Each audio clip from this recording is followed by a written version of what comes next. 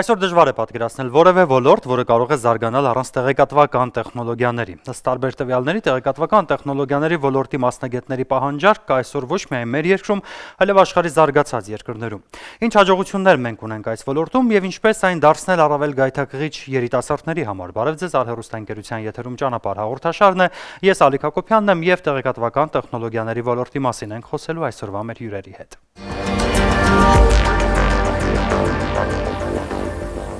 Ճանապարհ հաղորդաշարի հյուրերն են Սինոպսիս Armenia ընկերության որակի երաշխավորման բաժնի ղեկավար Գագիկ Սուքիասյան, ռեժիսոր մուլտիպլիկատոր Դավիթ Սահակյանց, Թումո ստեղծարար տեխնոլոգիաների կենտրոնի տնօրեն Արամ Գյումիշյան, Տրիադա ստուդիայի տեխնիկական տնօրեն Բագրատ Դաբաղյան։ Եվ այսպես, սա ճանապարհ հաղորդաշարն է եւ առաջիկա 55 րոպեների ընթացքում մենք խոսելու ենք տեղեկատվական տեխնոլոգիաների ոլորտի մասին։ Բարի երեկո, պարոններ, շնորհակալություն մեր հավերը ընդունելու համար եւ պարոն Սուքիասյան, ասացեք խնդրեմ, եթե մենք փորձենք Հայաստանը տեղադրել տեղեկատվական տեխնոլոգիաների համաշխարհային քարտեզի վրա, ապա ինչ տեղ ունենք մենք այնտեղ եւ որքանով է ծանրակշիռ այդ տեղը։ Իրականում վերջի տարիների տենդենսը եթե նայենք, շատ լուրջ տեղ ենք զբաղեցնում, այսինքն շատ սիլիկոնային հովիտը եթե նայենք, արդեն սկսել են ճանաչել ու հաշվի առնելով, որ վերջի մի քանի տարիներին ունենք ինչ-որ նաև Հայաստանում ստեղծված ստարտափեր, որոնք որ արդեն ինչ-որ ձև ճանաչված են, միջազգային շուկայում, դա ավելի է բարձրացնում։ Բայց մինչև այդ էլ նույնիսկ 2005 թվականի, երբ որ Սինոպսը եկավ Հայաստան, արդեն այդ ժամանակ ու IT ոլորտ ասած ավելի նեղացնենք, այդ EDA ոլորտում, EDA, այսինքն այդ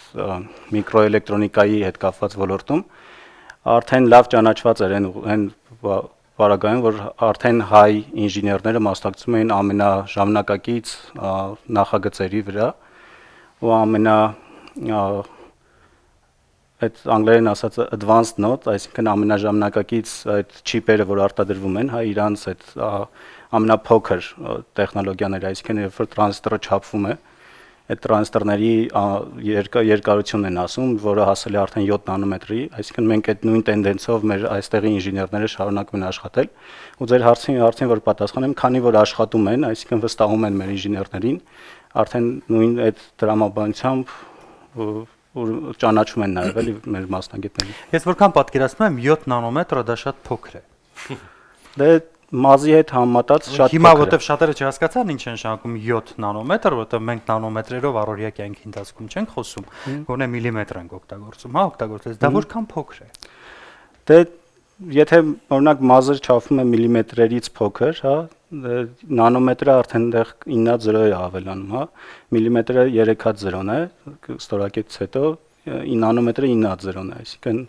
բաժանենք այդ թվի էլի։ Եվ այսօր հայ ինժեներները աշխատում են այդպիսի փոքրությամբ կրիչների արտադրության ոլորտում։ Շատ բարի, պարոն Սահակյանց, միացեք մեր քննարկմանը եւ ասացեք, խնդրեմ, ձեր կարծիքով տեղեկատվական տեխնոլոգիաների ոլորտը որքան է ռազմավարական Հայաստանի համար, որովհետեւ պետական մակարդակով է հայտարարվել, որ դա մեր երկրում ռազմավարական ոլորտ է։ Դուք զգում եք, որ դա իսկապես ռազմավարական ոլորտ է։ Ես դա կարող եմ ինտուիտիվ զգալ, այսինքն ինտուիտիվ այն ինֆորմացիան, որ բոլորիս պես, այսինքն այն մարդկանց, ովքեր ուղիղ կապ չունեն տեխնոլոգիաների հետ, ես մի քիչ այլ ուղղվածություն է իհարկե ինձ մոտ, բայց հետևելով այն ամեն ինչին, ինչ որ կատարվում է, հասկանում եմ, որ իսկապես այդ բավականին մեծ քայլերով գնում ենք առաջ եւ ըստ երևույթի կա կարիք այդ ամեն ինչին շատ ավելի լուրջ ուշադրություն դարձնելու եւ առավել եւս աջակցելու, որ այդ տեխնոլոգիաների աճը եւ այդ ոլորտը ընդհանուր առմամբ շատ ավելի արագ գնա առաջ եւ եթե սիլիկոնային հովիվն է այսօր ճանաչում, թող ավելի շատ սկսեն ճանաչել։ Դա միանշանակ համաձայն եմ ձեզ հետ։ Բայց ես ճիշտ գիտեմ, այն ոլորտում, որտեղ որ դուք եք, նաև դրա զարգացումը ուղիղ համեմատական է տեղեկատվական տեխնոլոգիաների զարգացմանը։ Այո, իհարկե։ Որտեղ այնքան զարգանա, այնքան ավելի լայն հնարավորություններ ստեղծագործական կընձեռվի ձեզ։ Իհարկե, բայց մենք ստիպված ենք օգտվել այն տեխնոլոգիաներից, որոնք արդեն ստեղծված են եւ ստեղծված են ոչ Հայաստանում, այլ Հայաստանի սահմաններից դուրս, լինի դա ուղղակի ծրագրավորում, լինի դա ուղղակի ինչ-որ մոնիտոր պլանշետներ եւ այլն, որոնք արդեն այնտեղ է, եթե իհարկե մեզ մոտ դա զարգանար, բնականաբար դա կարծում շատ ավելի մեծ օգուտ կլիներ եւ մեզ նույնպես։ Շատ բարի։ Պարոն Գումիշյան, միացեք մեր քննարկմանը եւ ասացեք, խնդրեմ, Թումոյի գաղափարը եւ նպատակը որն էր, այսինքն մարդկանց նախապատրաստել տեղեկատվական տեխնոլոգիաների աշխարհ մտնելու, թե ընդհանուր զարգացվածության նպատակ ունեք, գերխնդիրը որն է ձեր։ Մեր հիմնական նպատակն է ստեղծել մի միջավայր, որտեղ երիտասարդներին կընձեռնվի հնարավորություն ուսումնասիրել այն բոլոր դինամիկ զարգացող ոլորտները, որտեղ Հայաստանը ունի հնարավորություններ հավակնելու որոշակի տեղ ունենալու համաշխարհային շուկայում եւ հիմնական նպատակն է ստեղծել կրթական ծրագրեր, որոնք եւ խթանիչն են այդ զարգացնելու հայտուղությունները։ Իմ կարծիքով այդ միջավայրը արդեն սկսում է որոշակի արդյունքներ տալ եւ մենք սկսում ենք զգալ, որ երիտասարդները հասկանում են արդեն, որ այդ ոլորտները բավականին հեռատեսական են որպես նախընտրելու մասնագիտություն, բայց մենք չենք դրել նպատակ, գերնպատակ, որ բոլոր ուսանողները Թումոյի անպատճառ դառնան մեր այդ ոլորտներին մասնագետներ, ավելի շատ մարդիկ, որոնք 21-րդ դարի հմտություններ ունեն եւ այնքանով ինքնուրույն սովորելու հմտություններ ունեն եւ այլն, ավելի շատ մարդիկ, որոնք կարող են competitive, այսպես ասած, մրցունակ լինել այսօր 21-րդ դարում։ Շատ բարի, պարոն Դաբաղյան, միացեք մեր քննարկմանը եւ ասացեք, խնդրեմ ձեր դիտարկմամբ, որքանով մենք կարող ենք իսկապես մրցունակ լինել համաշխարհային շուկայում։ Իհարկե կարող ենք, որքանով դա դժվար է ասել, իհարկե վերջի մի քանի 2-3 տարվա ընթացքում շատ փոփոխություններ ա եղել, այսինքն դա երևում է վիզուալ նույնիսկ,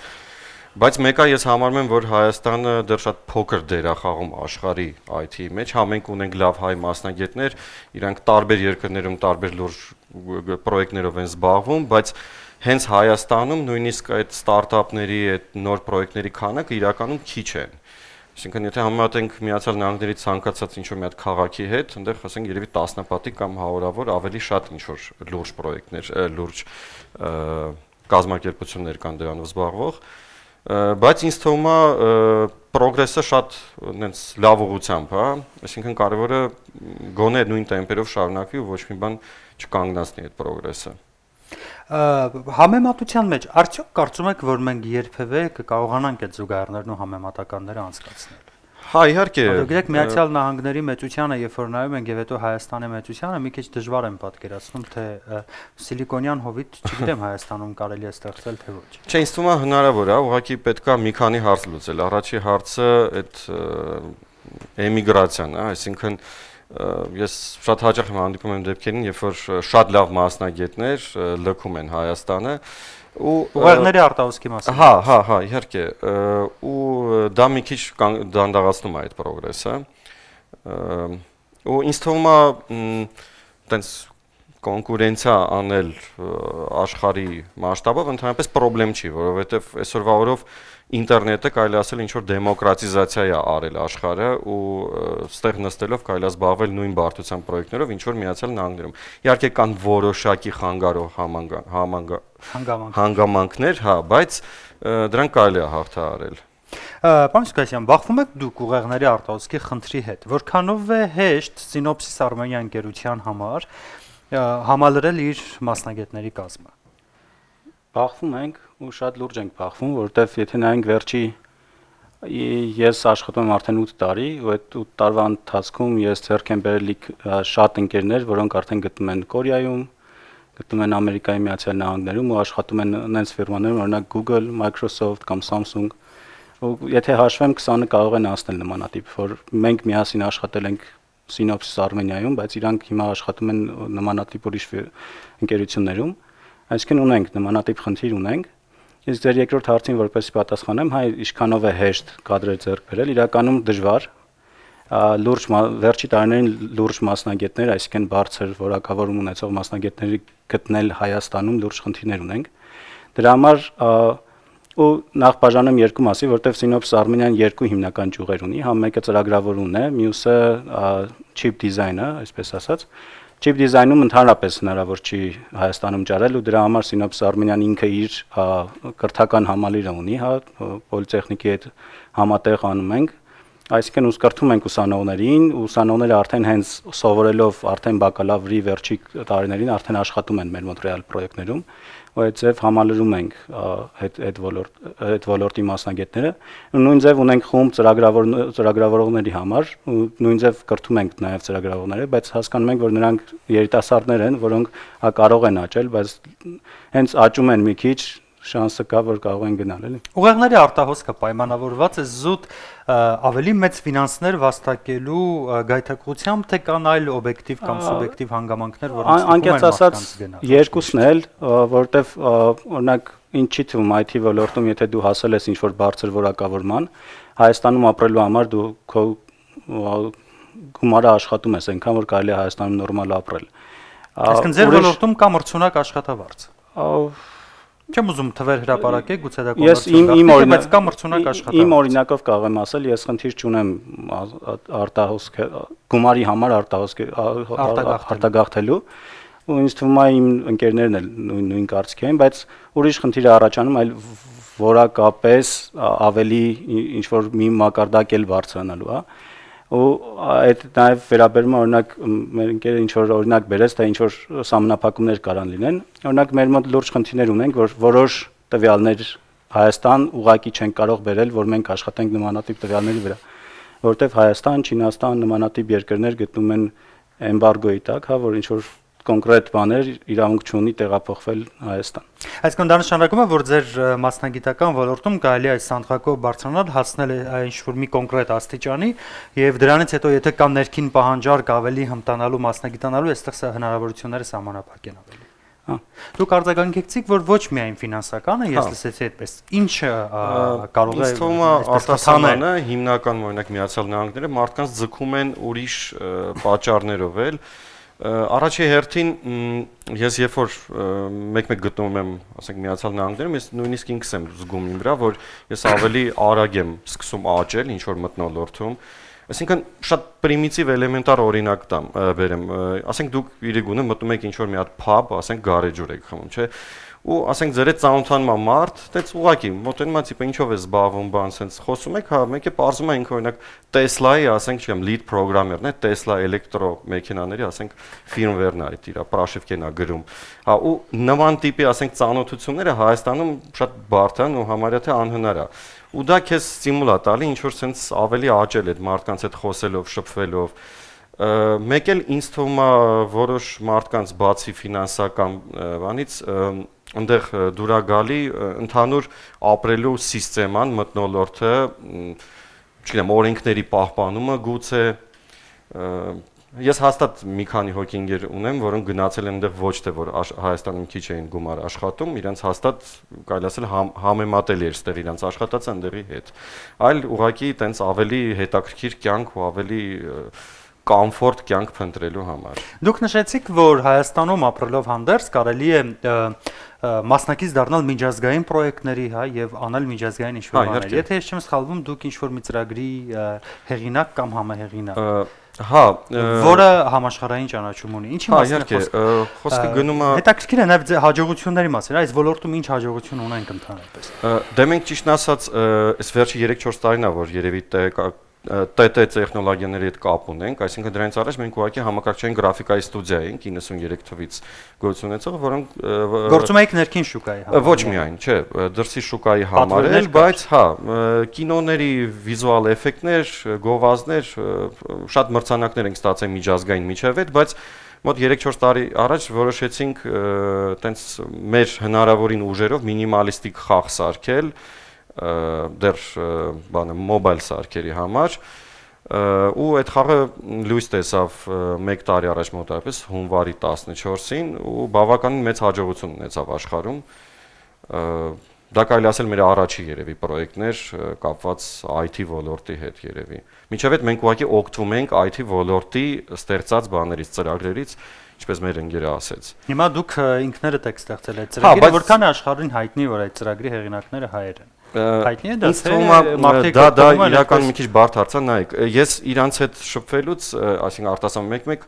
հասկանում եմ որ ոչ մեկին իրականում չի հետաքրքրում որտեղ է ստեղծվել product-ը Այսինքն հա, հայերը Այդ մեզ է հետաքրքիր, Հա, չէ՞, մեզ մենք է այդպեսի բան ունենք, չէ՞, պարտադիր հայկական ինչ-որ հետքը գտնելու։ Իրանք մեկ-մեկ նշում են, նակ Չինաստանում մեկ-մեկ ինչ որ տենց ռևյուներ, այսինքն նյութեր եմ տեսնում, որ ասում են, վայ, այս ինչ լավ պրոդուկտ է արտասահմանցի դեվելոպերների կողմից, կամ ասենք, այս ինչ լավ են չիներեն թարգմանել արտասահմանցի ստեղծողները։ Իրանց համար մենք ուղղակի արտասահմանցի ենք Չինաստանի համար կամ տենց։ Պարոն Սահակյան, ասացեք, խնդրեմ, անիմացիայի ոլորտը, այս իմաստով որքանով ունի զարգացման հեռանկար Հայաստանում։ Որտեղ որքան ինձ հայտնի է եւ ձեր ընկերությունը եւ Տրիադան դուք այդպես ձեր արտադրանք ավելի շատ կարծեք թե դրսի պատվերով է արվում, քան ներսի պատվերով։ Որտեղ եթե այդպես լուրջ ֆիլմեր մենք չունենք, անիմացիոն լուրջ ֆիլմեր չունենք, որտեղ է ձեր մտավոր պոտենցիալը, այսպես ասած, իրացվում։ Մեր աշխատելավոճը մի քիչ տարբերում է իհարկե, մենք ունենք արտասահմանի տարբեր պատվերներ, կարճ կամ միկրոֆիլմեր կամ ինչ-որ մի պրոյեկտի որևէ մաս կարող ենք կազմել եւ անել օրինակ միայն անիմացիան կամ միայն լեյաուտներ ստեղծենք եւ այլն եւ այլն։ Դա մենք ունենք, բայց մեր համար պրիորիտետները հենց ի սկզբանե մենք դրել ենք, որ արտադրությունը լինի Հայաստանում պարտադիր եւ մաքսիմալ փորձենք մեր պատկերացրած հայկական անիմացիան եւ հայկական դու կարելի է եւ ասել ինչու՞ չեմ գոնե որոշ չափով բայց մշակույթ նոր տեխնոլոգիաներ օգտագործելով փորձենք հանենք միջազգային ասպարեզ մեզ դա հաջողվում է իհարկե շատ դեռ առաջին նոր քայլերն ենք անում բայց վստահ եմ որ պերսպեկտիվան կա եւ տենդենցիան բերում է նրան որ ուշ թե շուտ, եթե դու պրոֆեսիոնալ ես մոտենում քո աշխատանքին եւ նվիրված ես աշխատանքիդ, ուշ թե շուտ դու այդ գորիզոնտները անպայման կհատես եւ կհայտնվես այն հրապարակներում, որտեղ քեզ պետք է։ Մենք այդ ուղու վրա ենք, դրա համար ինձ ռեզուլտատների մասին հիմա շատ դժվար է խոսել։ Միակ բանը, որ վստահ կարող եմ ասել, որ այո, մենք այդ աճը, պոտենցիալը մենք ունենք տեղ զարգանալու եւ շատ հնարավոր է այդ եւ նույնիսկ Հայաստանի պայմաններում անել։ Եթե նորից վերադառնանք այն հարցին, որը հնչեց արդեն, այդ արտագաղթի խնդիրն է, իդեպ մեր մոտ պարադոքսալ մի բան էլ կա, որ մեզ ստուդիայի կոնկրետ մենք չենք առնչվում արտագաղթի հետ, այլ մենք առնչվում ենք, որ մեզ մոտ փաստորեն կրթվում են այնպիսի վարպետներ երիտասարդ նկարիչների մեջ, որոնք արդեն Հայաստանում են հայտնվում այլ ընկերություններում, նույն Թումոյում, նրանք արդեն այնտեղ են աշխատում եւ այնտեղ են դասավանդում, այսինքն մենք կարող է եզակի այդ բաներից ենք, որ ոչ թե մեզանից փախչում են ուրիշ երկիր, մասնագիտությունը ձեռք բերելուց հետո, այլ մնում են Հայաստանում։ Ներքին միգրացիա է խնդիրը։ Ներքին միգրացիա, դա էլի շատ մեծ համար իհարկե բարդ է դա, որտեվ ամեն անգամ ձեր մասնագետները միևնույն է գնում։ Իհարկե, ձեր մասնագետներին դուք եք պատրաստում։ Այո։ Չկա համագործակցություն բուհական ոլորտի հետ։ Բուհական շատ մեծ խնդիրներ առաջ ես։ Որտեղ մենք ունենք ծրագրավորման ֆակուլտետ, եթե չեմ սխալվում, Երևանի Պետական համալսարան։ Նաև կա կինոինստիտուտ, անիմացիա։ Նույնիսկ երկու ֆակուլտետ կար, որը մի դեպ ես մի տարի դասավանդելուց հետո հասկացա, որ այդ պայմաններում հնարավոր չէ ոչինչ դասավանդել, որտեղ ես հասկանում եմ կինոինստիտուտի խնդիրները եւ բայց այդ հարցերը որ հնարավոր չէ լուծել դասավանդելը շատ բարդ է լինում եւ այդ կուրսերը միացվեցին իրար եւ հիմա ավարտական կուրսն է նոր կուրս եթե լինի նույն պայմանները ես իհարկե չեմ կարող համագործակցել բուհերի հետ դրա համար ես որոշեցի ավելի ճիշտ կլինի ունենամ իմ փոքր բազան թող դա չլինի 25 հոգանոց բայց լինի 3 նկարիչ որոնց մենք կարող ենք պատրաստել Տեսեք, պետությունը ասում է, որ տեղեկատվական տեխնոլոգիաների զարգացման ոլորտը գերակա ոլորտ է Հայաստանի Հանրապետության համար։ Մենք հա բազմաթիվ անգամ ասել ենք, մենք չունենք նավթ, չունենք գազ, մենք ինչ ունենք, դա մեր ուղեղն է, մեր մտավոր կարողություններն է եւ նույնիսկ որքան ինձ հայտնի է Կրթության եւ Գիտության նախարարության հետ, կարծեմ նաեւ Սինոպսիսի հետ համագործակցությամբ նոր ծրագիր է սկսվում դպրոցներում փորձնական, հա, փորձ է արվում ներդնել ավագ դպրոցի բարձր դասարաններում տեղեկատվական տեխնոլոգիաներ առարկան որպես այդպեսին մարդկանց գայթակղելու։ Արդյոք սա հարցի լուծումը է ձեր պատկերացմամբ, սա օգնելու է, որպեսզի մարդիկ կարողանան մասնագիտորեն ճիշտ կողմնորոշվեն, որպեսզի հետո, այսպես ոչ ներքին, ոչ արտաքին միգրացիան մեզ չխանգարի մասնագետների պակասի իմաստով։ Ինձ թվում է ինչ որ չափով հաստատ օգնի, որովհետև հիմա իմ տեղեկությունները դպրոցում ինչ է կատարվում, որ հիմնականում մարդիկ նախ մի բան ավելացնեմ, որ իրականում այդ համագործակցությունը, հա, որ Econ, Vivasel, Synopsys ու չգիտեմ, հիշում ուրիշ ընկերություն համագործակցում էր, թե չէ, 5 դպրոցներում, հա, չթվարկեմ դպրոցների անունները, այդ ծրագրերն են մտցրել ու ծրագրերը մենակ ծրագրավորում չի։ Այսինքն հեռահաղորդակցությունն է, միկրոէլեկտրոնիկան է, ու ծրագրավորումն է եւ այլն, մի քանի առարկաներ է։ Ու ինչով է դա օգնելու իմ կարծիքով, որ դպրոցական տարիքում արդեն աշակերտները կարող են ծանոթանալ այդ նմանատիպ առարկաների հետ, ոչ թե մտածեն ես գնալու եմ տնտեսագետ դառնամ, որ հիմնականում բոլորը ձգտում են այդ ուղղությամբ կամ մենակ ծրագրավորող ուզենան դառնան, այլ նաև միկրոէլեկտրոնիկայի ուղղությամբ օրինակ կարող են հասկանալ, որ դա իրանցն է ու այդ ուղղությամբ շարունակել իրենց ուսումը։ Ինձ թվում է այդ ուղղությամբ կօգնի հաստատ ճիշտ ուղղորդելու ուսանողներին, ու այդ խնդիրը ինչից է իրականում առաջացել, որ մենք ունենք նախագահի կրթական պարգևը, որ սինոպսում միջոցով է կազմակերպվում, հա, ու այդ շատ դեպքեր ենք ունեցել, որ պարոն Մուսայելյանը մեր տնօրենն է շեշտում, որ կամ փայլուն ուսանողներ, որ գալիս են մեր մոտ այդ նախագահի մրցանակը շահում են, այսինքն իրանք ունեն լավ մտածելակերպ, բնական գիտությունների հետ կապված, բայց հետագայում մենք իմանում ենք, որ դպրոցը ավարտելուց հետո իրանք գնացել են տնտեսագիտական կամ նմանատիպ հումանիտար ինչ-որ ֆակուլտետներ։ Այսինքն շատ վատ է, էլի, որ եթե դպրոցական տարիքից իրանք ունեն այդ պոտենցիալը, բայց գնում են ուրիշ ուղղությամբ։ Ինչպես դա հասկանալ, պարոն Գումիշյան, որքան ինձ հայտնի է, Թումոյում սովորելը կարծեք թե այսպես հեղինակավոր մի բան է։ Ես գոնե իմ շրջապատում այդպես եմ տեսնում, որ ծնողները հպարտությամբ են ասում, որ երեխան գնում է Թումո։ Բայց ինչպես նշվեց, միշտ չէ որ Թումո գնալուց հետո, հա, այդ երեխաները կողմնորոշվում են դեպի տեղեկատվական տեխնոլոգիաների ոլորտը։ Դե իսկապես այդ խնդիրը կա։ Հայաստանում այսպես դեռևս կա կարծրատիպային մտածողություն, որ տնտեսագետ բժիշկ իրավաբան սրանք են մասնագիտություններն են ու կարևոր չէ որ մարդը տնտեսագետ դիպլոմով հետո կգնա կաշխատի, ասենք, տաքսու վարորդ եւ այլն։ Հիմա պարզվում է, որ ոլորտում կա պահանջարկ։ Հայտնի է նույն տնտեսագիտությունից, որ պահանջարկն է ծնում առաջարկ, բայց մեր երկրում կարծեք թե պահանջարկ առաջարկ դեռ չի կարողանում ծնել։ Այս երևույթը ձեզ համար հասկանալի է թե ոչ։ Մի քիչ իմ մոտ ուրիշ տվյալներ են իհարկե, եւ մենք փորձել ենք նույնիսկ քանի որ մենք ունենք բավականին մեծ ուսանողների խումբ եւ փորձել ենք վերլուծել նրանց այդ տարբեր հարցումներ անցկացնելով, թե ինչ որոշումների են հանգում որոշակի ուսումնական ծրագիր ունենալով Թումոյում կամ ընդհանուր առմամբ մի քանի տարվա ընթացքում մենք ակնհայտորեն տեսել ենք, որ այսպես ասած տնտեսագետ, իրավաբան եւ բժիշկ այդ երեք հիմնական մասնագիտությունների մեջ առաջանում է որոշակի դիվերսիֆիկացիա, որտեղ զգալիորեն արդեն սկսում են առաջանալ անիմատորներ, որովհետեւ դա շատ հետաքրքիր երիտասարդին մասնագիտություն է, միևնույն ժամանակ այսօր կա պահանջարկ, հա, եւ հասկացողությունը ծրագրավորողի արդեն մի քիչ փոխվում է նաեւ, որովհետեւ այսօր շատ տրենդային է դեպ ծրագրավորողի մասնագիտությունը, ուղղակի շատ նույնիսկ չեն հասկանում, որ ոլորտում դրանք կիրառվեն, հա, եւ որ ոլորտներ ունեն պահանջարկ։ Իմ կարծիքով մենք ստաբիլ գնում ենք դեպի այդ դիվերսիֆիկացիան, դեպի այդ ոլորտների մասնագետների ստեղծելը։ Ես անձամբ ինքս տեսնում եմ, որ արդեն այդպիսի տեխնոլոգիաները այդքան էլիտար մարդկանց արդեն խմբին չեն միայն պատկանում, կան արդեն ուրիշ մասնագետներ, պրոբլեմներ կան, անշուշտ, բայց պետք է անընդհատ աշխատել եւ հավատալ նրան, որ այո, Հայաստանը իդեպի տարբերություն Սիլիկոնյան հովտին, այդքան գեր հագեցած չի, այսինքն oversaturated են ասում, հա, այնտեղ եւ մենք այստեղ հələ դեռ կարող ենք որոշակի պրոյեկտներ ստեղծել, որոնք իդեպ համեմատաբար նույն Սիլիկոնյան հովտին բավականին ավելի էժան են իրականացվում։ Այդ մի կարևոր եւ փաստ։ Այդ ամենը կանխատեսելով պետք է փորձել անընդհատ փորձեր անել, առաջանալ եւ մեր ծրագրերից մեկն էր, մեր 4 ոլորտները, հա, անիմացիան, վեբ, գեյմ եւ թվային մեդիաները, այսպես ասած, փորձել բերել Հայաստան որոշակի համասարանական բարձրագույն կրթություն։ Մենք հիմա անընդմեջ աշխատում ենք այդ ուղղությամբ, որովհետև մենք հավատում ենք, որ հիմա արդեն Թումոյից, այսինքն արտադրոցական ծրագրից հետո անմիջապես որոշակի բարձրագույն կրթություն է պետք երիտասարդին մատուցել։ Ինչպես եք պատկերացնում, այսինքն բարձրագույն կրթությունը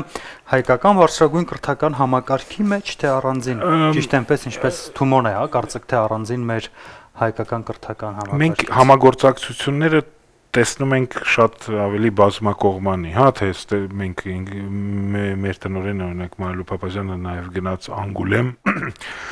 այնտեղ անիմացիոն դպրոց կա մեկ եւ կա խաղերի ստեղծման դպրոց եւ սկսեցինք փորձել արդեն ինչ-որ հարաբերություններ ստեղծել եւ փորձում ենք անընդմեջ որոշակի փնտրում ենք դեռևս մենք հաջողության չենք հասել, ես կարող եմ ասել վերջնական, բայց հավատացեք,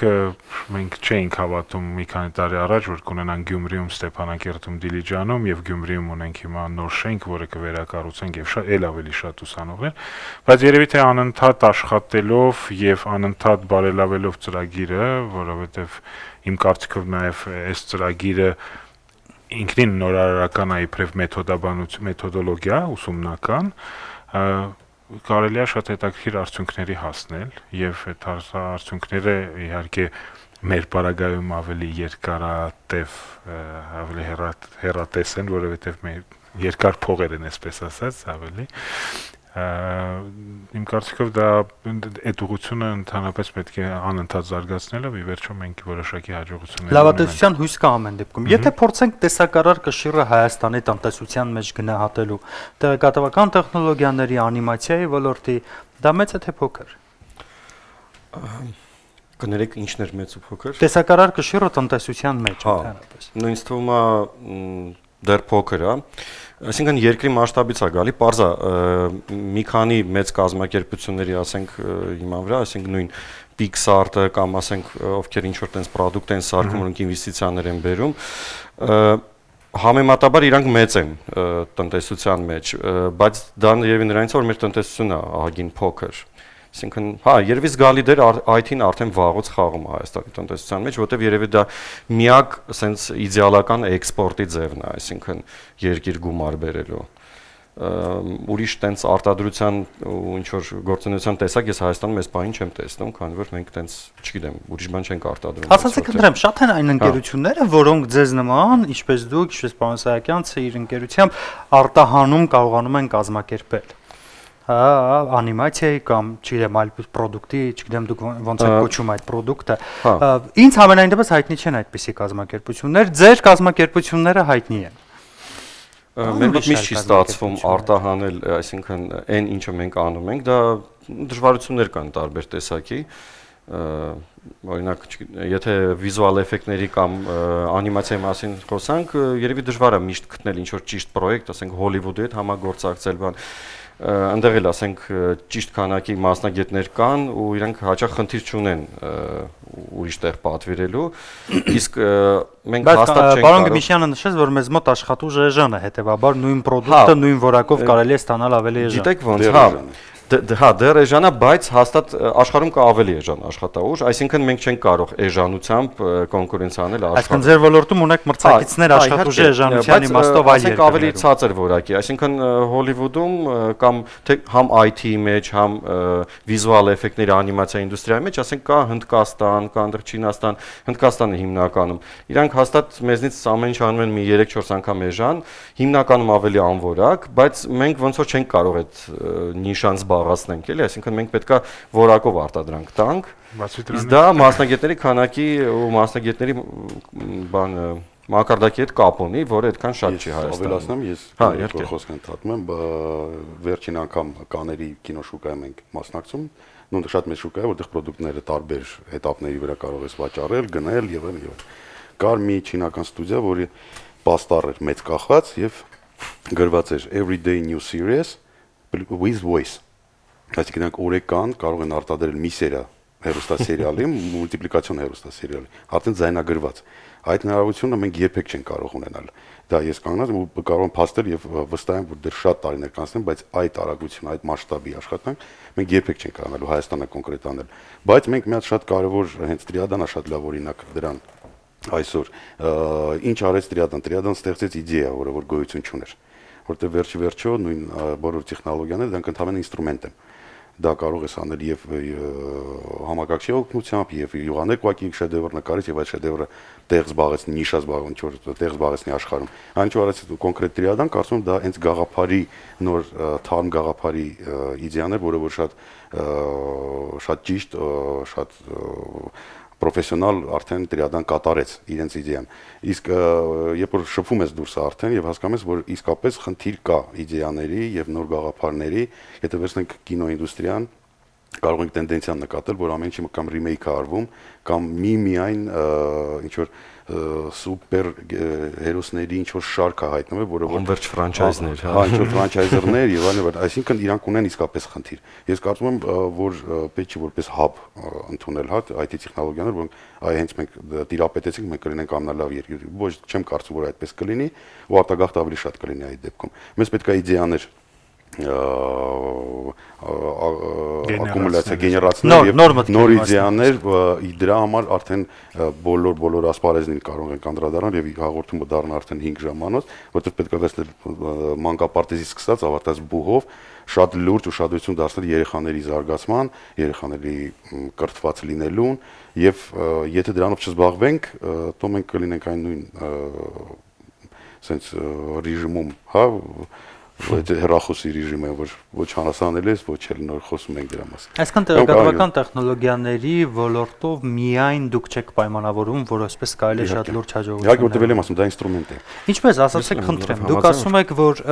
մանկապարտեզից սկսած, բայց կար ժամանակ, երբ որ մենք ապրում էինք, հա, խորհրդային միության պայմաններում եւ նույն անիմացիոն ֆիլմերը այդ ժամանակ շատ լուրջ նպատակ էին հետապնդում մանկապարտեզից սկսած գաղափարախոսություն ներարկելու այդ մարդկանց մեջ։ Մենք դա այսօր ունենք, թե չունենք։ Մենք դա էլ չունենք։ Եթե մենք ժամանակին դա ունենք, ապա այսօր չունենք։ Իմ ամենամեծ կարծում խնդիրը ընդհանուր դա մշակույթին է կարծում վերաբերում, որտեղ ես վստահ կարող եմ ասել, որ ցանկացած ոստեղ հիմա խոսում է դա մշակույթի մասին է խոսքը գնում, որտեղ պետք չի տարանջատել, որ եթե գիրք չես գրում, ապա մենք ունենք խնդիր ընդհանրապես հասկանալու թե ինչ ենք մենք ստեղծում, ինչ նպատակներ ենք հետապնդում այս կամ այն բանը ստեղծելու Հայաստանում։ Մենք պետք է հասկանանք ինչի համար ենք դա անում, երբ որ པարզ դառնա ինչ նպատակներ ունենք մենք, շատ ավելի հեշտ կլինի բոլոր ուժերը ունենք սևեռել մի օբյեկտին կամ ոնց որ հիմա այս բանակի հարցը հա այդ 4 օրվա պատերազմը մենք կոնկրետ գիտենք որ այսպես խնդիրներ կան եւ այդ խնդիրները պետք է լուծել։ Այ միանգամից հայտնվեց թիրախ եւ պետք է այդ ուղղությամբ գնալ։ Նույնը կարծում եմ վերաբերում է ցանկացած ոլորտին, երբ որ հասկանանք ինչ է մեզ պետք, կարծում եմ շատ արագ փառկաստում ենք իսկապես այդ պոտենցիալ ունենք եւ մտավոր եւ բացի ֆինանսականից։ Եթե մենք կարողանանք դա ավելի հեշտ կլինի աշխատել։ Ես իմ կարծիքն եմ ուզում հայտնել, որովհետեւ տեսեք անշուշտ այդ խնդիրը կա, որ մենք ի վիճակի չենք լինի երբևիցե լինել համաշխարհային արհեստանոց, ինչպիսին է Չինաստանը կամ Հնդկաստանը, հա, մենք պիտի ավելի շատ ворթեգրենք Ամերիկայի Միացյալ Նահանգների կոնցեպտը, որը անընդհատ գեներացնում է գաղափարներ, հա, եւ ստեղծում է ապրանքները, որը ապագայում այդ արհեստանոցները հետո սկսում են արտադրել շատ հաջողակ։ Մի քիչ շատ ամբիցիոզ է հնչում, միգուցե, բայց ինչ որ կարող ենք իրականում դա է, որ մենք կարող ենք միայն միտք արտադրենք եւ մենք քանակության վրա մենք ի վիճակի չենք իհարկե։ Իսկ միտք արտադրելու իմաստով ասացեք, խնդրեմ, որքանով եք լավատես, որտեղ որքան ինձ հայտնի է ARM-tab-ի եւ ARM-phone, հա, կարծեք թե չգիտեմ, այդ հայկական, հա, բջջային հեռախոսները եւ հայկական պլանշետները, որոնք չգիտեմ, արդեն կա վաճառքում, թե շուտով պիտի լինի, այդտեղ ոնց որ թե հայկական միտք չկա, միայն կա ARM, հա, 3 տարը, թե կա, ուղղեք ինձ խնդրեմ, եթե սխալ է։ Իմ կարծիքով տարբեր էքսպերիմենտներ է պետք անել, ամբողջ, ասենց ասած, բոլոր ուղղություններով։ Սա կարելի է դիտարկել որպես տեղեկատվական տեխնոլոգիաների ոլորտում քայլ առաջ կամ հաջողություն։ Ես կգնահատեմ դա։ Չէ, եւս քայլ առաջ, այսինքն դա նորմալ է, որ Հայաստանում արտադրվեն, ասենք, Android-ի հիմա վրա պլանշետներ, որտեղ ասենք սաղ աշխարհի երկրում ամեն Չինաստանի գյուղում, ասենք, ինչ որ չլինի մի հատ բրենդ կա, ասենք, Android-ի, որ չէ, այսինքն դա պետք է։ Հիմա ես չգիտեմ դա ինչքանով է, այսինքն ինչքան շուկան ունի դրա կարիքը, բայց դա պետք է ամեն դեպքում։ Որքան ինձ հայտնի է, դրանց մասերը բերվում են ինչ որ տեղից եւ Հայաստանում տեղի ունենում դրանց ընդհանրապես հավաքելու գործընթացը։ Արդյոք հնարավոր չի այդ մասերի արտադրությունը կազմակերպել Հայաստանում։ Ես թույլտվեք պատասխանել։ Ինչ է անում սինոպսիվ ինչու հնարավոր չէ։ Մեր մոտ կա շատ ավելի լավ մասնագետ է։ Շատ հաճախ այդ հարցը տալիս են, հա, թե ինչու միկրոսխեմաներ չեն արտադրում Հայաստանում։ Առաջի պատասխանը շատ պարզ պրիմիտիվ պատասխան որ տալիս եմ, նոր խոսում ենք 5 նանոմետրի մասին, հա։ Հայաստանում երբ որ քայլում ես փողոցով, քանի փոշի հատիկ է նստում կոշիկիդ վրա, հա, ու փոշի հատիկը ինչքանով է մեծ այդ 5 նանոմետրից։ Այսինքն այդ փոշու հարցը, այդ միկրոչիպերը նախապատրաստելու համար պետք է լրիվ իզոլացված լինի փոշուց, ինչը Հայաստանում շատ դժվար կիրականացվի։ Երկրորդ հարցը միկրոցնցումներն են, այսինքն այդ դրանց էլ պետք է ապահովված լինի, ինչը որ մեր տարածաշրջանում ցավոք սրտի ունենք այդ ցնցումները։ Հաջորդը հիմնականում որտեղ են այդ միկրոչիպեր արտադրվող ապրող գործարանները, հա, Թայվան ու Չինաստան, հա, ու Ամերիկայում էլ կա, բայց հիմնականում մեծը TSMC-ն, որը Թայվանում է, չինական, ինչի, որովհետև ընդեղի մարդիկ մի քիչ դիսցիպլինա ունեն, կարգապահ են, այսինքն մենք չենք ցավոք, հա։ Չդա իմաստ է ուղղակի Հայաստանում արտադրել, քանի որ Հետո նույնիսկ Ստացվում է ասեք անիմաստ է Հայաստանում կարգապահ լինի։ չէ, ու ամենամեծ պատճառը իհարկե գումարը, որովհետև երբ որ խոսում ենք օրինակ 7 նանոմետր կամ հիմա որ փորձում են 5 նանոմետրի անցնեն, այդ տեխնոլոգիաները մշակելու համար ահռելի գումարներ են, ասենք, ահռելի գումարներ են, էլի, որ այդ կարգի գումարներ Հայաստանում ներդրումներ։ Կնան ներդրումները արդարացված չեն լինի։ Դուք նշում եք, որ միտք արտադրելու մենք պետք է կենտրոնանանք միտք արտադրելու վրա։ Թումոյին որքան է հաջողվում միտք արտադրել։ Երեխաները, որոնք գալիս են ձեզ մոտ, նրանք ուղղակի դառնում են լավ ծրագրավորող կամ այնտեղ հա ռոբոտներ, ռոբոտաշինության, հա հատուկ բաժին ունեք, թե նրանք իսկապես միտք արտադրում են նոր։ Ամբողջ կրթական ծրագրի սահմաններում մենք անընդհատ փորձում ենք մեր երիտասարդներին բացատրել, որ այն գործիքները, որոնք ուղղված են, որոնք կան գոյություն ունեն, դրանք ընդհանրապես գործիքներ են, որ դու կարողանաս քո միտքը վերարտադրես կամ փոխանցես։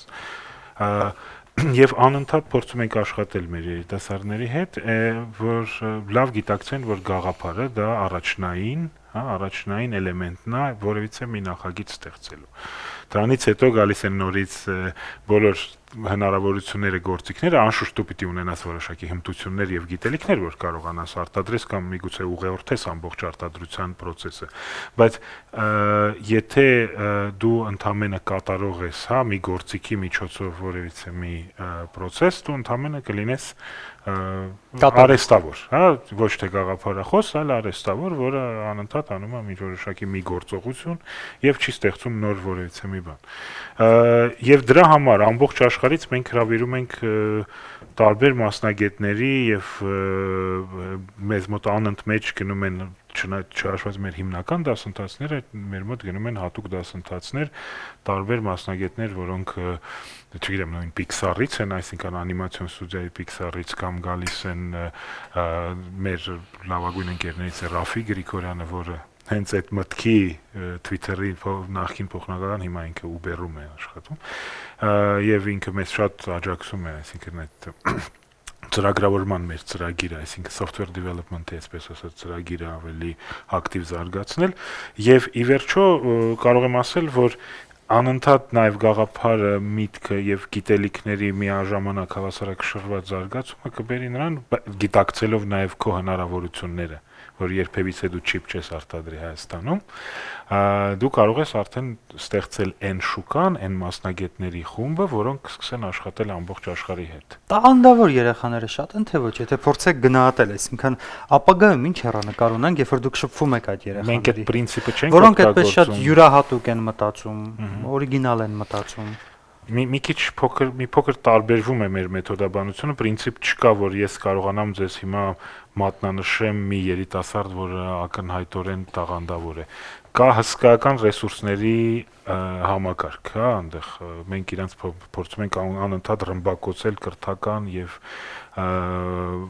կրթական եւ ինֆորմացիոն, այսինքն ինֆորմացիայի աղբյուրներով։ Եվ շատ ավելի հավասար է պատկերը, բոլոր երիտասարդները մեզ համար կարևոր են, որ ունենան հասանելիություն։ Նրանք, որոնք ավելի ակտիվ կվերցնեն այդ նյութերը, հա, եւ ավելի լավ կկիրառեն, անշուշտ մենք շատ էլ ավելի կկարողանանք իրենց ուղղորդել։ Իսկ նրանք, որոնք մի քիչ մի փոքր пассив, մենք մեծ ուշադրություն ենք դարձնում դրա վրա նաեւ, որ ավելի խթանենք նրանց, ավելի հավատան իրենց ուժերին, որովհետեւ կան որոշակի տարբերություններ, թվում է կա ազատություն, որը դժվար է երիտասարդին դեռևս ազատության մեջ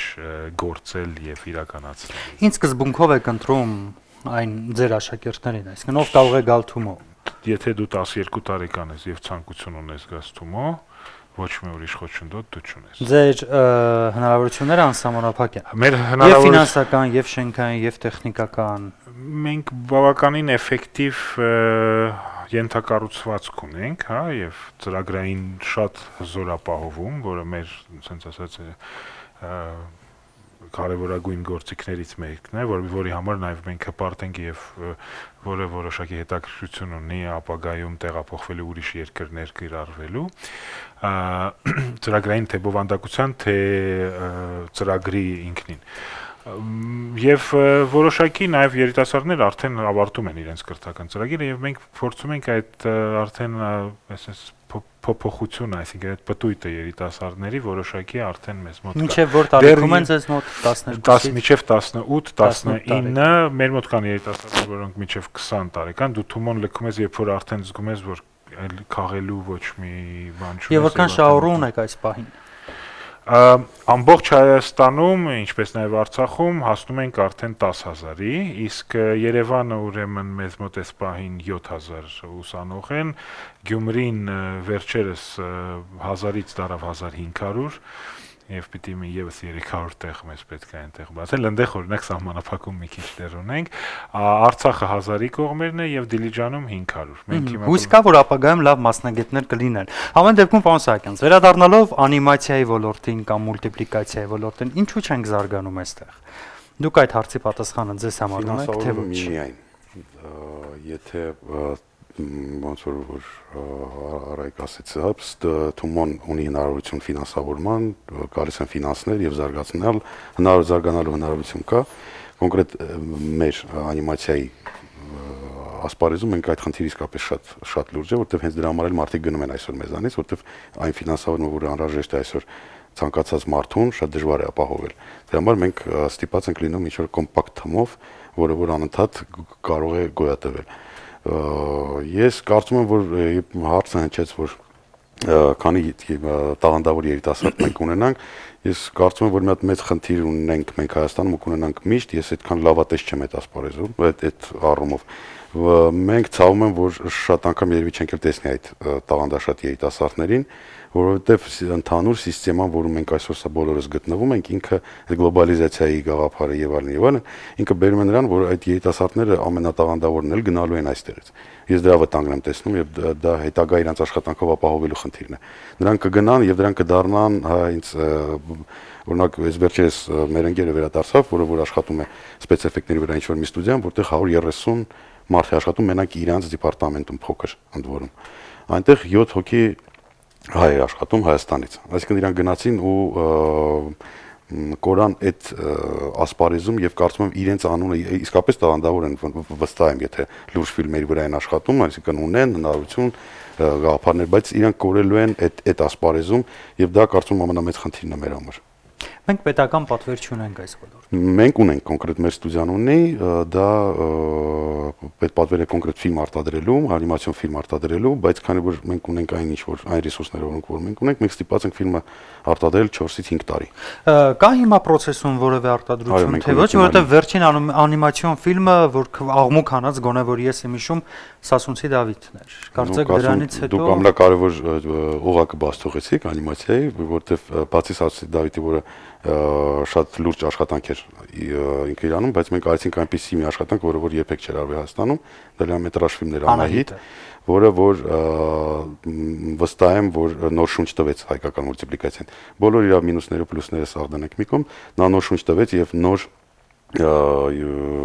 նոր հետաքրություն առաջացրեց։ Նույն երեխաները որ գնում են Թումո, նրանք ողջավորված այդ ֆիլմից գնում են։ Ես գիտեմ դրա մասին, շատերը գնում են ողջավորված դրանից։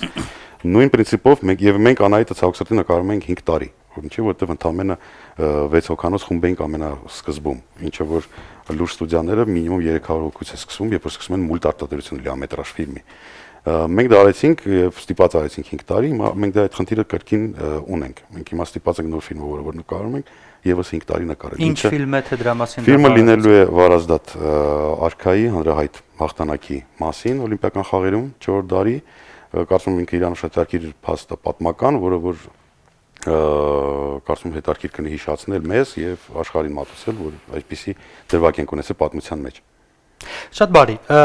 Երիտասարդներ, որոնք հիմա մեզ լսում են եւ խնդիր ունեն մասնագիտության իմաստով կողմնորոշվելու, հատկապես արդեն, հա,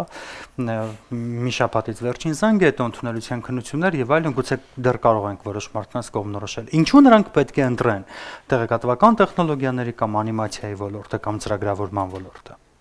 Կարծում եմ նախ շատ հետաքրքիր պերսպեկտիվա։ Ինձ համար այլընտրանք պերսպեկտիվա կա իսկապես։ Իսկ եթե ցանկություն Ավելի հեշտ է երևի աշխարհի, այսինքն մասշտաբով կարողանալ հետո քո գործունեությունը ցույց տալ, այսինքն որ մարդիկ ավելի հեշտ է գնահատվել երևի աշխարհի կողմից, որովհետև այդ տեխնոլոգիաները այդքան փակ չեն, այսինքն դեռ ինտերնետ կա, YouTube կա, կարաք շորտ ֆիլմ նկարեք, գցեք YouTube։ Հազար տենց հարմար ձևեր կան, բայց ես միշտ ասել եմ ու կասեմ, չգիտեմ, ինձ թվում է երիտասարդները պետք է ընտրեն այն, ինչը իրանց դուր է գալի, որտեվ ինչ որ Դե հիմա հարցն է այդտեղ է, ինչպես անենք, որ երիտասարդներին դուր գա այդ հեռանկարային ոլորտը։ Դա ինձ թվում է տենց մեթոդիկա չկա, այսինքն ուղղակի ինձ թվում է եթե մարդը չի Ինչու եք դուք զբաղվում ընտրել այս ոլորտը։ Ձեր փորձով կիսվեք խնդրում եմ այն երիտասարդների հետ, որոնք հիմա կանգնած չգիտեն ուր գնան, տնտեսագիտական, իրավաբանական, բժշկական, թե ամեն դեպքում ծրագրավորման։ Ճիշտն ասած, ես իմ ոլորտը ընտրել եմ շատ վաղուց ու այն վաղ մեխանիզմներ չկար նույնիսկ ընտրելու, այսինքն հասկանալու թե ինչա պետք ընտրել, դա պատահական է ինչ որ չափով ստացվե։ Ես առաջ տենց ավելի շատ սիրում էի զբաղվել ֆիզիկայով, քիմիայով, տենց նման բաներով։ 4-րդ դասանում հիշում եմ, որ մի հատ համակարգիչ ինձ ցույց տվեցին, ինչ որ սովետական հին են։ Ու ես այդ վաղ շատ տենց մի քիչ շախմատ էի խաղում, ոչ լավ, ու այդ համակարգիչը երբ որ ինձ շախմատ գրեց, երևի տենց 90-ական թվականներն էր, 91 կամ 89, չեմ հիշում։ Հա, երբ որ համակարգիչը ինձ շախմատ գրեց, ես լուրջ ամեն ինչը թողեցի ու սկսեցի հետաքրքրել, թե ոնց է այդ երկաթի կտորը ինձ Մարտահրավեր եք նետել փաստորեն։ Հա, կարելի ասել ինչ որ չափով դրանից սկսվեց։ Բայց քանի որ այն վաղ չկար սիստեմա, օրինակ համար ծրագրավորողների համար գումար վաստակելու կամ ինչ որտեղ գործի ընդունվելու, անկախ դրանից սկսեցի համել ոնց որ եռաչափ գրաֆիկայով զբաղվել, տրիադայի տղաների հետ ծանոթացա, մի հատ կազմակերպություն կար, քչերն են երևի հիշում, Արագաստ Բեր կոչվում, դա երևի Հայաստանում առաջի IT կազմակերպությունն էր, Մերգելյանի տարածքում էր գտնվում շենքի, ափսոս փակվեց, որովհետև ինձ թվում է լավ ապագա ուներ։ Ունդեղ ես լիքը մարդկանց հետ ծանոթացա ու ավելի շատ հետաքրքրվեցի այդ ամեն ինչով։ Ինձ մոտ նաև տպավորություն է, որ մարդիկ երբեմն գուցե խուսափում են գնան ծրագրավորման ֆակուլտետ, հա, սովորելու, որովհետև այնտեղ շատ դժվար է սովորելը։ Դրանք մաթեմատիկական հաշվարկներ են, չէ, բարձրագույն մաթեմատիկա։ Ընդհանրապես ծրագրավորումը ամենալավ ոլորտը չի, ինձ թվում է, ասենք, այտենց հաշվարկային գումար աշխատելու մեջ, որովհետև շատ բարդ է, այսինքն բարդ է լինել երևի լավ ծրագրավորող կամ, այսինքն ճանապարհը շատ երկար է ու բարդ է։ Բայց լինելուց հետո արդարացված։ Հա, ամեն դեպքում ինձ թվում է ցանկացած մասնակցության մեջ եթե հասնում եք ինչ որ բարձր արդյունքներին կամ միջինից բարձր, արդեն արդարացված կլինեք, բայց հա, ճանապարհը բայց ուզում եմ ավելացնել, որ ծրագրավորումը Մի վախեցրեք, հա, նրանց ովքեր ուզում են հիմա գնան Չէ, ծրագրավորում տարբեր տեսակի ծրագրավորում կա, այսինքն նայած դուք ինչով եք ուզում զբաղվեք։ Բարձրական ինչ որ տենց ավելի հեշտ ինչ որ գործունեություն ծրագրավորման մեջ, որ չգիտեմ, ասենք, ինչ որ վեբ ծրագրավորում, որ ասում են, ես այդքան է դա ծրագրավորում չեմ համարում, այսինքն ես ծրագրավորումը համարում եմ նա, որ պետքա ինչ որ նստել ու շաբաթներով խնդիր լուծել, թեկուզ մաթեմատիկական ու փորձել դրա ալգորիթմը գրել ու պատկերացնել թե ոնց կարա աշխատի։ Բայց ինձ թվում է ինչ որ ծրագրավորման մեջ մի բան կա, որը ինձ շատ է դուր գալի, դա ոնց որ քեզ քո ստեղծած աշխարհի մեջ մի հատ տենց փոքր աստված է սպայի տակ զգում, այսինքն դու ստեղծում ես մեխանիզմ, ինքը տենց աշխատում է ու երբ որ դու այդ մեխանիզմները աշխատել ես մի կես տարի, մի տարի, մանավանդ դա կապված է, ասենք համակարգչային խաղերի մեջ, երբ որ դու ինչ որ մի հատ սիստեմա ես սարքում ու ինքը ինքնին աշխատում է, դու այդ մի պահ տենց որպես քեզ ստեղծող ես ինչ որ համակարգի արարիչ։ Հա։ Ինչու՞ պիտի գնան երիտասարդները այս ոլորտը։ Հետաքրքիր բանը, երբ որ դու քեզ զգում ես աստված այդ աշխարհում, դու Ասացի, նաև պատասխանատու, այո, փոքր նաև պատասխանատու ես բոլոր սխալների, աշխարհի եւ բոլոր լծակների։ Իմ կարծիքով Եվ իրավունք ունես վերացնելու այդ աշխարհը։ Այո, վերացնելու, այսինքն դու ես կառավարում այդ ամբողջ աշխարհի կենսունակությունը քեզնից է կապ։ Իհարկե բացի հոսանքից նաև որոշիչ դեր։ Իսկ թվում է ամենավտանգավոր բանը օրինակ չարժի լինել ծրագրավորող, որը գրել է օրինակ տիեզերան նավի ծրագիրը, որը օրինակ երկրագնդի խնդիրներ առաջացավ, պետքա թռնել Մարս, այդ տիեզերան նավի ծրագրավորող չի ուզենալ լինել, որտեղ պատասխանատվությունը չափի շատ մեծ է։ Իմ կարծիքով բոլոր այսօր տեխնոլոգիաների, այսպես ասած, սահմաններում բոլոր մասնագիտությունները շատ գայթակղիչ են մեր երիտասարդների համար, ես վստահ եմ։ Բայց միևնույն ժամանակ այդ նախընտրությունները իսկապես պետք է երիտասարդը ընտրի իր այն ինչ որ սիրում ես, երբևիցե որևիցե մասնագիտություն ընտրված միայն, չգիտեմ, մոդայի կամ այդ պահին, որովհետև լավ է վարձատրվում կամ ավելի ապահով աշխատատեղ գտնելու հնարավորություն կա, իմ կարծիքով դա ճիշտ լուծում չի։ Ես միշտ պատմում եմ, որ իմ ամբողջ դասարանը որոշեց գնալ տնտեսագիտական մի կեսը եւ մյուս կեսը գնաց իրավաբանական, միայն ես էի, որ ընտրեցի ոչ տիպիկ մասնագիտություն եւ այստեղ մեծ դեր խաղացին իհարկե իմ ծնողները, որովհետեւ ասացին, որ դու պիտի անես այն ինչ որ սիրում ես։ Եվ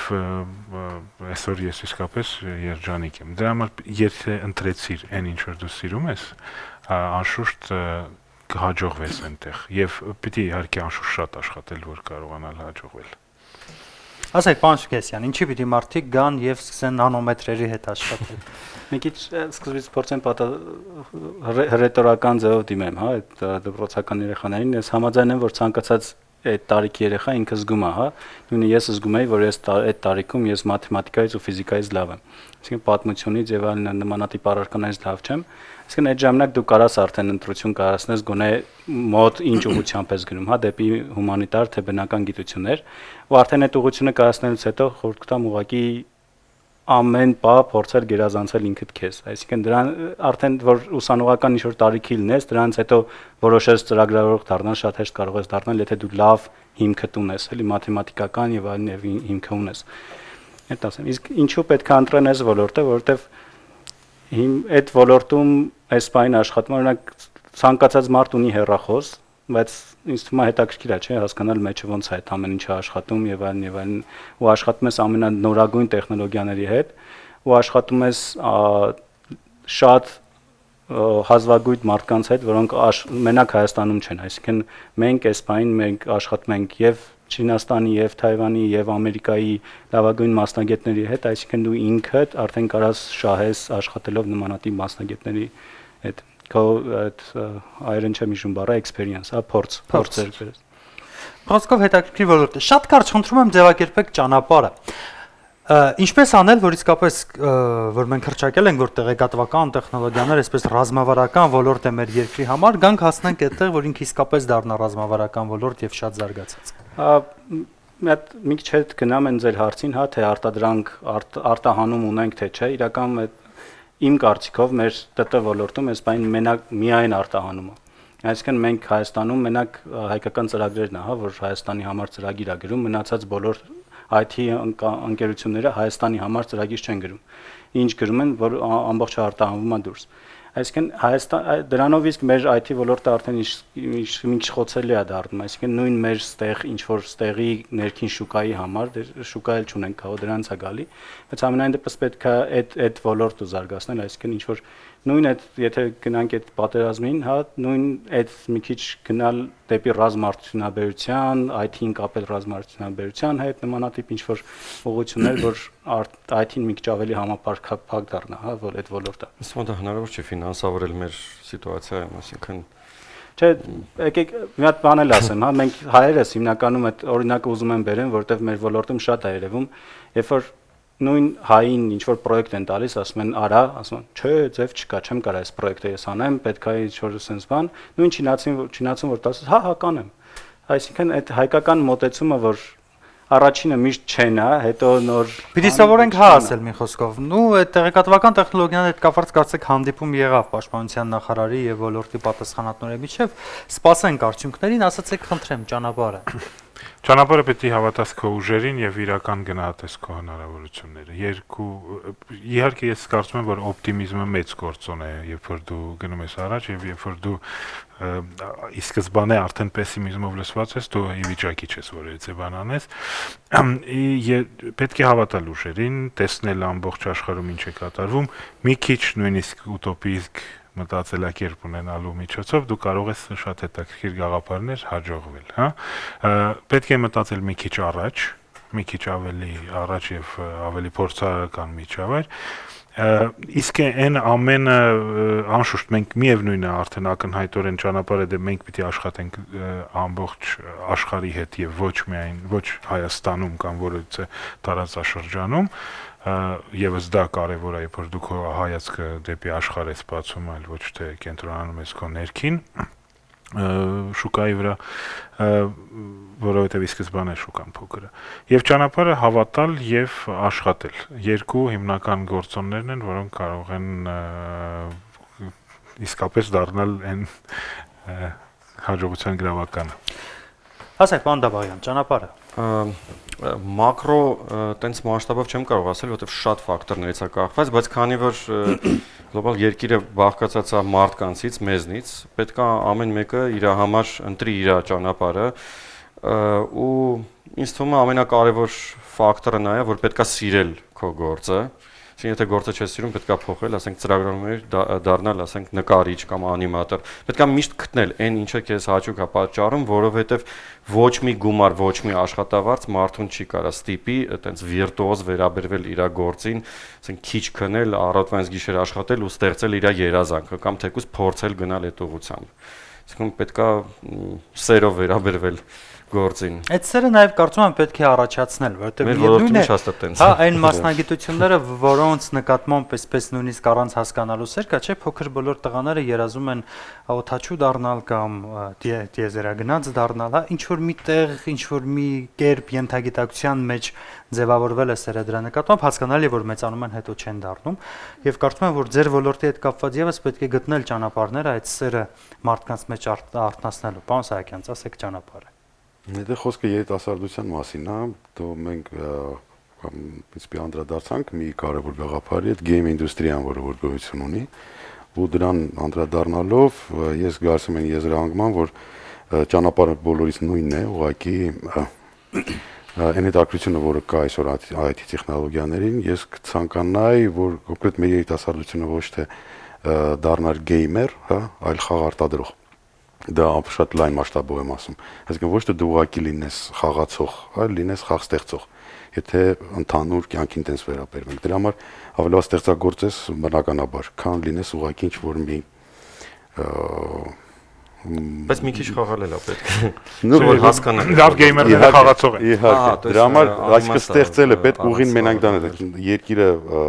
այսօր մենք խոսում ենք Ամերիկայի Միացյալ Նահանգներից, Չինաստանից, նրանք աշխատել են, նրանք անընդհատ ստեղծել են, որ ասել են այն բարձունքների, որոնք որ հասել են։ Եթե մենք չաշխատենք, փախչենք, չուզենանք, պատասխանենք, որ չէ, հավես չկա, թող ուրիշը անի։ Եթե մենք այդպես վերաբերվենք կյանքին, մենք ոչ բաներ չենք հասնի։ Դա համար ճանապարհակի ստեղծելն է, կերտելը։ Շնորհակալ եմ պարոն Այգ ձեր տրամադրած ժամանակի եւ